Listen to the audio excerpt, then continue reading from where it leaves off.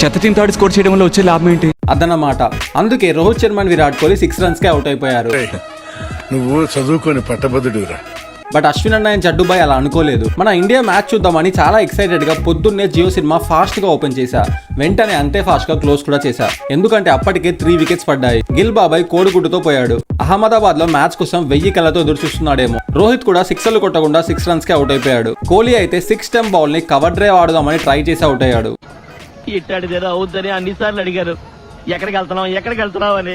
కోహ్లీ అన్న ఇక ఫామ్ లోకి వచ్చే రాదే. ఆడ ఫ్యాబ్ 4 లో మిగతా ముగ్గురు సెంచరీల మీద సెంచరీలు కొడుతున్నారు. నెక్స్ట్ ఇన్నింగ్స్ లో సెంచరీ కొట్టే అన్న. జైస్వాల్ ఓపికగా ఆడి హాఫ్ సెంచరీ చేశాడు. చాలా మెచ్యూర్డ్ గా ఆడాడు నిజంగా. దాదాపు 2 years తర్వాత టెస్ట్ లోకి ఎంట్రీ ఇచ్చిన రిషబ్ పంత్ కూడా బాగా ఆడి 39 runs చేశాడు. తర్వాత కేఎల్ రాహుల్ జస్ట్ 16 runs చేసి రోహిత్ అండ్ కోహ్లీకి అండగా నిలిచాడు. బెస్ట్ ఫ్రెండ్స్ అంతే ఉంటారు మరి. ఇక దెబ్బకి బంగ్లాదేశ్ వాళ్ళు ఆనందంలో ఆకాశం దాకా వెళ్లారు. బట్ కింద నుండి మన స్పిన్ లెజెండరీ డ్యూ అయిన రవి అశ్విన్ అండ్ రవి జడేజా లాగి పడేశారు. నాకు ఏం చేయాలో తెలియట్లేదు. ఇద్దరు కలిసి దాదాపు 160+ runs పార్ట్నర్షిప్ చేశారు. యాష్ అన్న అయితే సెంచరీ కొట్టాడు. ఎంతైనా హోమ్ గ్రౌండ్ కదా, ఆ మాత్రం ఉంటది మరి. జడేజా ఏమైనా తక్కువ మరి. జడ్డుబాయ్ కూడా 86 runs చేశాడు. సెంచరీ అయిపోతుండే, బట్ అంపైర్స్ రేపు ఆడుదాం అన్నారు. సో రేపు పొద్దున్నే సెంచరీ ఎలాగో అయిపోతుంది.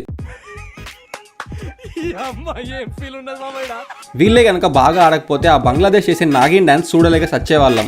కరెక్ట్, ఇది కరెక్ట్ గా చెప్పేవయ్యా.